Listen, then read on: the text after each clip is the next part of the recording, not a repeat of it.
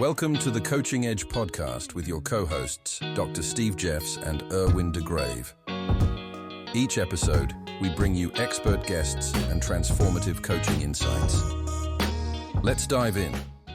Hello, everybody. Welcome to another episode of the Coaching Edge podcast with your co-hosts, Dr. Steve Jeffs and myself, Erwin de Grave. And today we have the pleasure to talk to Mindy Gibbins-Klein. Hello, Mindy. How are you doing?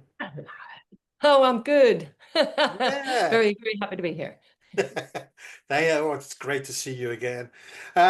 Mindy, we could try to introduce you. I was going to say ourselves, but you're the best person who knows yourself better than we do. So who is Mindy? What does she do? How did she got in coaching? Well, I'll say that I'm a native New Yorker because people start wondering, where's that accent from? So I was born in New York. I've lived in the UK for 34 years, and I've built my whole business here in the UK, although it's now global. I had a marketing and training background. I still love marketing, and I still see myself as someone who helps market people and helps people market themselves. But when my first book came out in 2001, I found that many people were not so interested in marketing consultancy, but they wanted to write books and they didn't know how to go about it. And I was very lucky to have been trained by somebody who was trained by Tony Robbins. And I got involved in the Robbins world, many decades ago. So I kind of merged that together, book marketing, book coaching, and it kind of started. So the book Midwife is a metaphor. I see it as pulling those ideas together, pulling the book out of someone's head or heart or any other part of their body where it may be residing. But usually people who have a book inside them who really want to bring a book out don't do it for many reasons, which we coaches know all about, different fears and imposter syndrome and just not really knowing how to go about it. So it's my pleasure to help experts who know they're experts get a book out that they know they need, but don't know how to go about it. So that's the book Midwife. And several years ago, I started writing and speaking about thought leadership and thoughtful leadership. So usually if I'm speaking, doing keynotes or any sessions, it's usually about thought leadership and not just books. But I still love coaching experts on their books. So I do both. Cool. So you said you wrote your first book. So how many books did you write? So I've now authored and co-authored 15. I think 16. I've lost count. But quite a few over the years. I mean, it has been 24 years, so it wasn't all at once. What I really enjoy doing is just questioning whether my latest flagship book represents me and my latest thinking. And if not, then it's time to write another book. So tell us a little bit more about that. There's something profound in the simplicity of, does my latest book still represent me? And if not, then there's a next one. Yeah, our thinking evolves as we evolve, right? I mean, we help people evolve, but, we watch ourselves evolve over the years. And the interesting thing is, for those of us who are self-aware, we usually can't accept just staying at this level when we know there's another level. And if there's a bigger reason, if there's a bigger purpose, I really only work with thought leadership books for thought leaders. There's something that people are trying to do. They're trying to solve a problem. Their thinking has evolved. So they kind of want to share that and bring people with them. A book is a choice. And, it's about 100 hours of work over 90 days, at least doing it with us. And so that's not insignificant. But if it's important, then, I think people should reflect. And that's what I do. I'm always reflecting. I really, really love that. I know for me, for others, there's a point before you've written a book where there's a book. Like, I've got to write my book. and your perspective is completely different. Like that was the book for that me. This is the book for this me. Yeah. What's the book for that me? And there's a whole different perspective that you're pointing us to, which I think makes it feel easier because we don't have to make it perfect forever. Good point. Part of what I'm hearing. Yeah, I mean, I do get quite a few clients who have written a book in the past and that, they know that's not their best book, their thought leadership book, or what I call their flagship book, that really, they can kind of put on the mast and say, right, this is what I stand for today. And so then we get to develop the ideas and the content and really put together something that reflects who they are today. So it's constantly evolving. Not everybody's willing to do this work, just like not everybody is willing to push themselves and grow. And so it's not for everyone. Hmm. So what's holding people back? What are the main blockages for writing a book? Well, they're the red herrings or the excuses. I don't have time. I'm really busy. And I usually say, great, because my best clients are super busy running multiple businesses and households, and they have life challenges, and that they get the book done. In fact, we love working with them because they're amazing people. But it feels real for some people. I'm so busy, I don't have enough time. If that is their reality, if that's their belief, it's real for them, right? And then there are real fears which some people are willing to articulate and address, and for other people, they don't realize this is what's driving their decisions. Things like, do I know enough?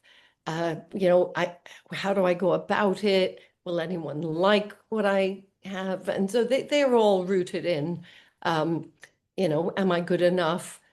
Will I be liked? All those sort of basic fears. And then we get the reality of, if you need and want professional help with any project, you need to come up with the finance.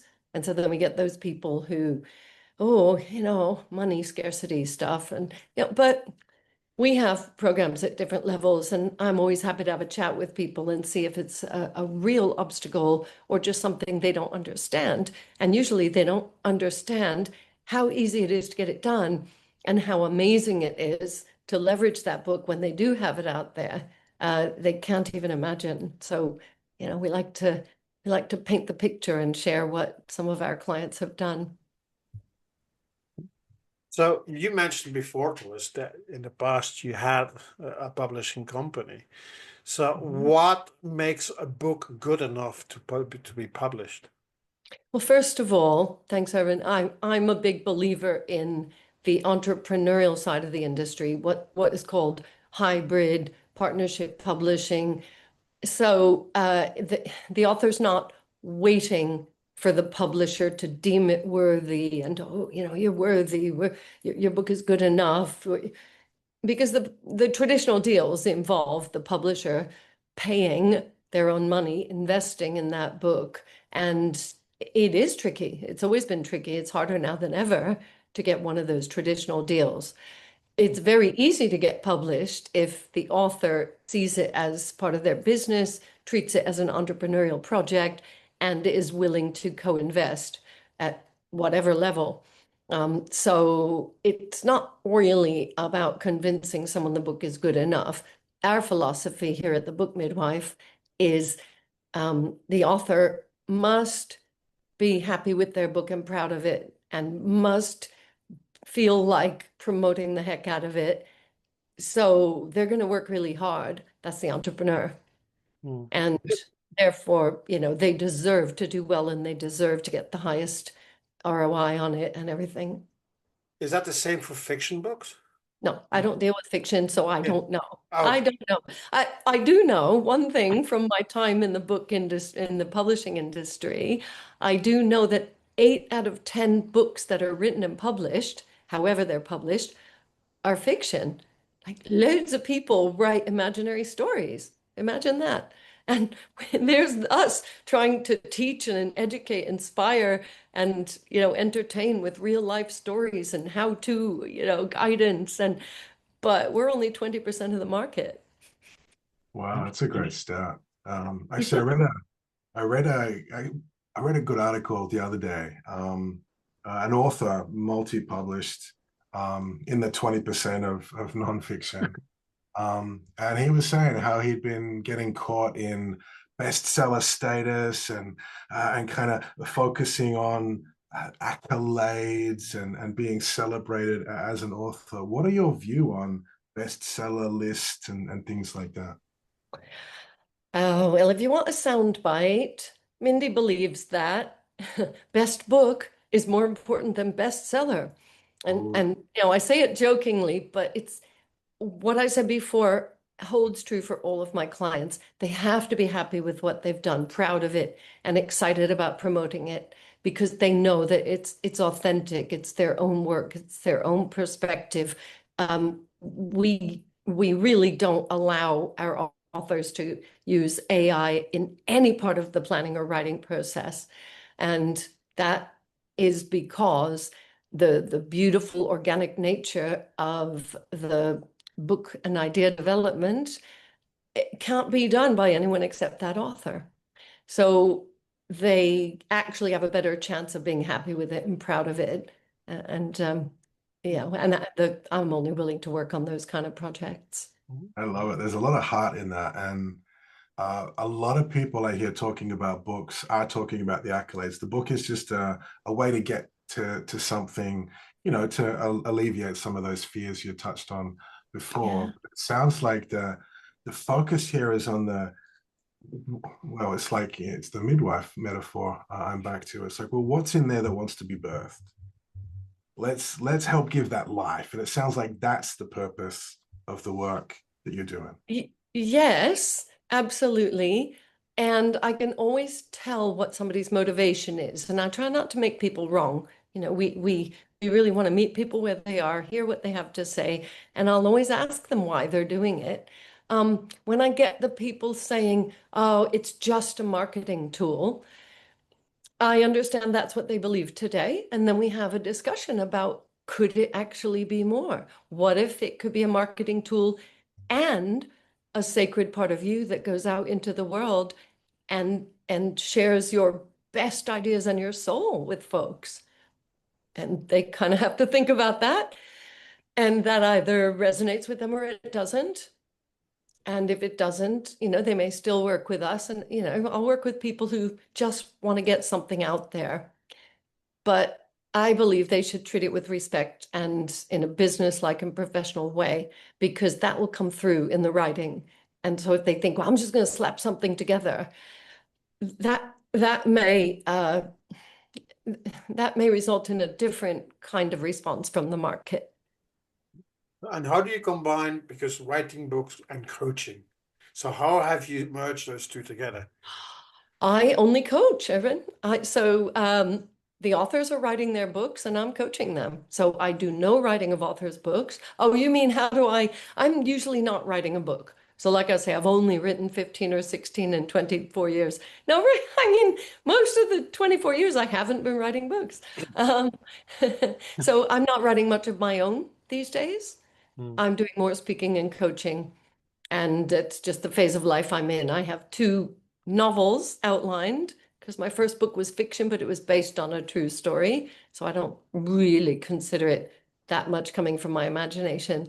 And I have a more serious self-help book that, despite everything I say about the traditional industry, I may pitch to the big publishers. I have a plan B if they say no, but there's a few books that are already in the planning stages, but mostly I'm not writing. Hmm.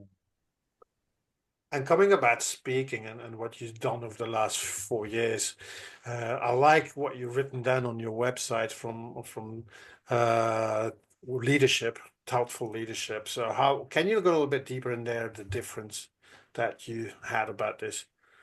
Yes, absolutely. Thank you. I can draw the line for us and for anybody listening or watching, because I had been book coaching for about 7 years. Yeah, 2001, 2, all the way to 2008, 9, when I realized that the term thought leadership was being used. And I wasn't always sure why something was called thought leadership or someone was called a thought leader. So I began to investigate that, and I was looking for criteria or metrics, and I really couldn't find any. It was just kind of arbitrary, kind of subjective.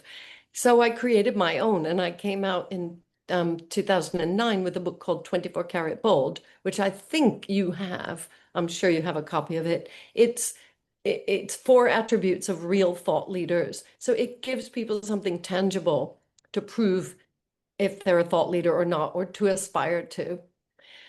And then fast forward about 7 years, and lots of people started using the term thought leader and thought leadership and kind of diluting it. So I thought I'll raise the bar, because I think what's really important is thoughtful leadership. Thought leadership where someone's put the right kind of thought into it, the right amount of thinking, really treated it with that respect that I was talking about. And I believe very strongly that you can't outsource your thought leadership.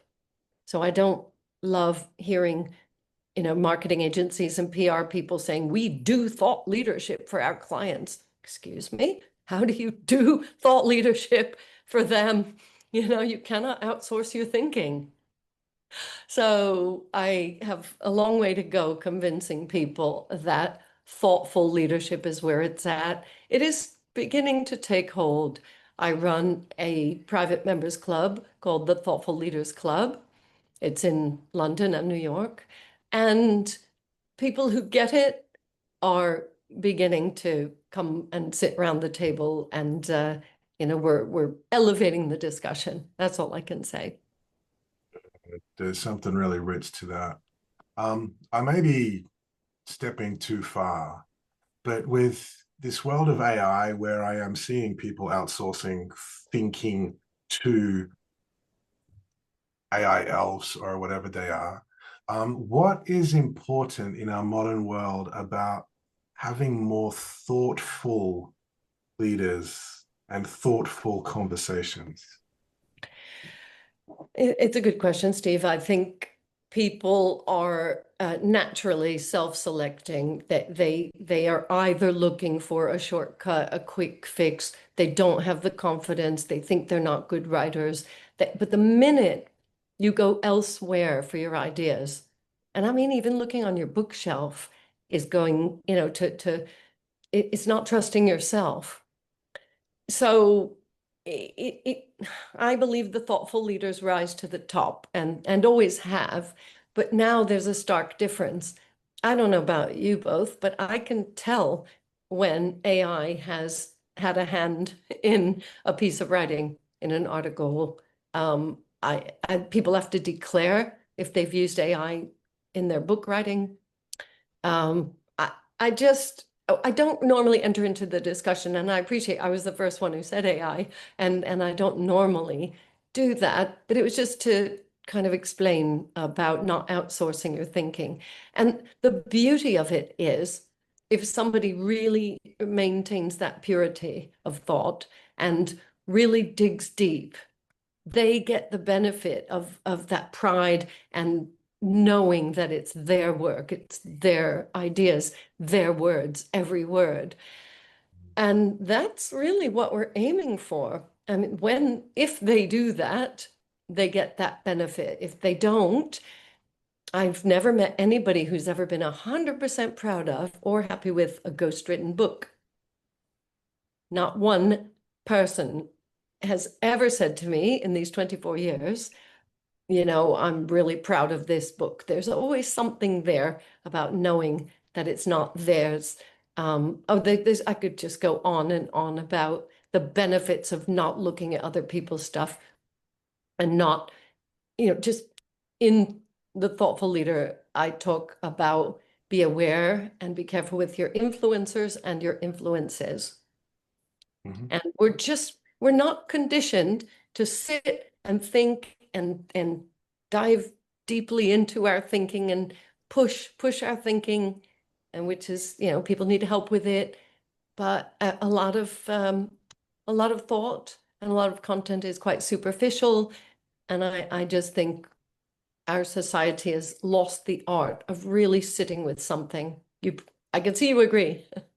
Yeah, we were talking about this the other day, and I was reflecting back to the philosophers of old, Socrates, Aristotle, the conversational exploration of concepts and ideas, the struggle, dialogue, debate, these sorts of ways of communicating where we're generative in many ways. And I think that's definitely a lost skill. And so I'm loving really where you're pointing. And I think it's such a necessary skill, because when we're using the same tools, we kind of get the same results.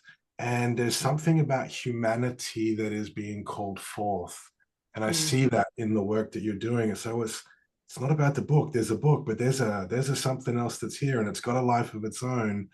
And what is it? How do we discover, explore, struggle? Just like in birth, like there's a struggle involved in getting the good things out. And there's something about that we often run away from. The other thing that I think is important, at least for me, as coaches, I see us as thought partners to ask the questions. Yeah, The client absolutely. won't ask themselves by themselves. And so because of that synergy and partnership, we can see things that we haven't seen before. And I find Yes. that inspiring. And the client has to seek us out and agree to work in that way and give us permission to ask those probing questions in the right frame. And it's not everybody who's willing to do that, but that's lucky, because we don't have time, the three of us, to work with everybody in the world, do we? I want to ask a quick question about, because the concept of thoughtful leadership is really good, but I want you not to focus on writing. So how can a leader implement being thoughtful? Because when I hear the word, it's also being like more connected with the people under you working in the business. So I don't know, what is your viewpoint about the thoughtful leader in an organization? Yes. So thank you, because it's both. The word thoughtful in English, it's one of the languages where a word can have two meanings. So it's thoughtful, pensive, let me put some thought into this. That's a thoughtful response. It's also thoughtful, considerate. It's my view that somebody really needs to care, and really needs to care about coming up with a thoughtful response in order to do that part of it. So it is both, but simply being thoughtful of others is super important for all leaders. And in The Thoughtful Leader, in the book that I wrote in 2015, which is now 10 years old on Monday. Congratulations. No, Sunday. Happy birthday. Thank you. Happy Yeah, I know. birthday. I have to, I have a graphic which is going to be promoted. 10 years of asking people to consider. And the funny thing is, the root of consideration, this kind and this kind, is considere. That means to sit with. So you sit with someone and really hear them if you care, and you sit with an idea for longer than the average person would. And of course, all of that is explained. And in the book, I like to talk about daring to care and daring to share, because, it takes a bit of time and effort, but the rewards are really great. So thank you for asking about that, because it doesn't just show up in people's writing. It shows when somebody puts extra care into a keynote that they're delivering. I ran an event in New York earlier this month, and I could tell the people who poured themselves and put hours and hours and hours into their keynote planning. And it's fine.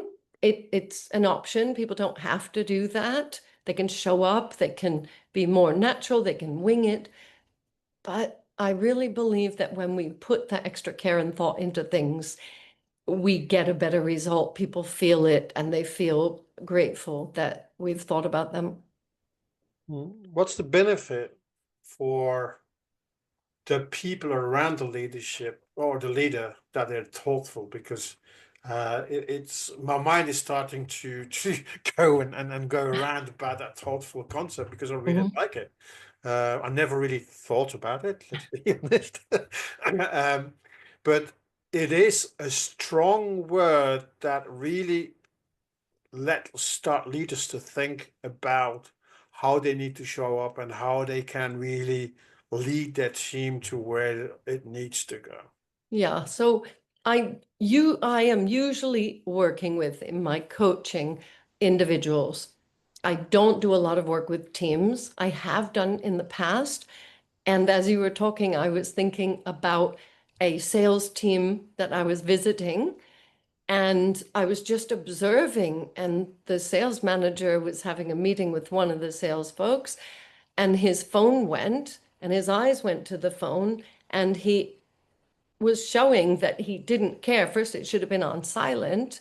Guess what he did? He picked it up and said to his own team member, just a minute, and had the conversation. That's such a simple and subtle and yet very powerful message.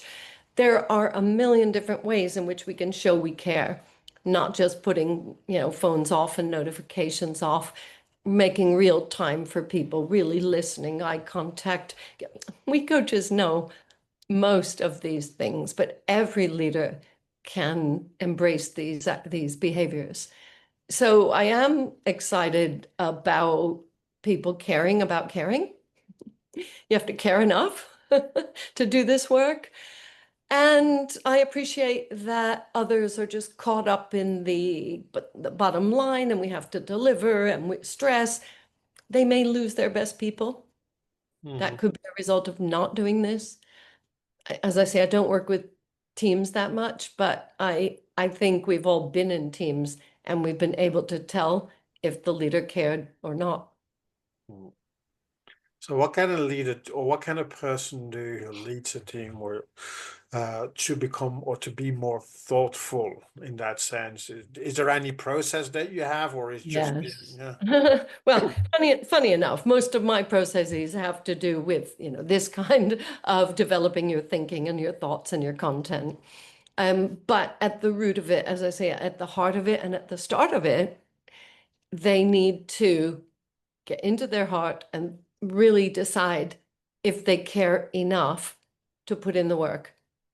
Because this is extra. This is on top of doing their job. But if it improves morale and retention, then it may be worth it. And I personally don't think it takes a lot of time. It just takes a bit of a mindset shift. Creating a habit basically around that. Yeah.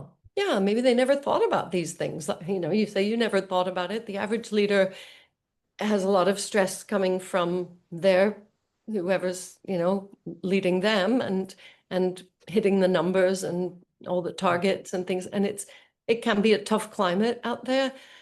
And yet these things make a big difference. And I think the generation who are coming into the workforce don't put up with uncaring leadership or unthoughtful, if that's a word, lack of thoughtful leadership. They vote with their feet.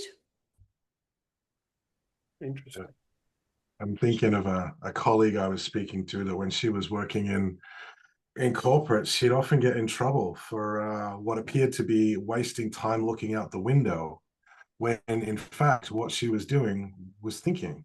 And I can absolutely see how, I was going to say action, but the perception of action is often more important than something that's truly transformational, like thoughtfulness. Well, do you know what? The thoughtful leader in their next one-to-one with that person would just say, hey, you looking out the window, and they would discuss it. She would explain and he would be enlightened. And you see, so it didn't have to stay that way. But Absolutely. And it can be reinforced and acknowledged and go, all right, well, thinking's a good thing. And actually, let's get everybody in the office doing that. And but they missed an opportunity, didn't they? Absolutely. Yeah. Oh, brilliant. Wow. This is really exciting. I got 1,000 more questions. Oh, go on then. I'm not sure we have 1,000 more minutes, but No, we certainly don't. What Actually, I'm just going to use this as a transition. For those of us like me that have 1,000 more questions and want to learn more about your work and what you're doing in the world, how can people find you and connect with you? Oh gosh. Okay. I created with my wonderful web partner a website called mindygk.com. So anybody who sees my name, they might spell one or more parts wrong. So I've made it Mindy GK. It's shorter. Hopefully people won't get it wrong. It's Mindy with a Y. Why? Because it's better. And we can have a conversation. I've tried to put everything that I do on various links on there. It's mostly my speaking page, and it is there for people to understand this philosophy of thoughtful leadership. If people have a question, there's a way to get in touch. My socials are there. I think that's the best hub, as it were. Awesome. Awesome. Thank you. Fantastic. Thank you very much, Mindy, for taking your time to talk about books, about thoughtful leadership, and the combination and coaching. I think it was really interesting, and I hope that a lot of people listening in will take something from it, Hope so. because it's where we need to go anyway. So good. Thank you very much, Mindy. Thank you very much, everybody else, for listening in, and until next time, bye. Bye. Thanks for tuning in to The Coaching Edge. Until next time, keep coaching and keep growing.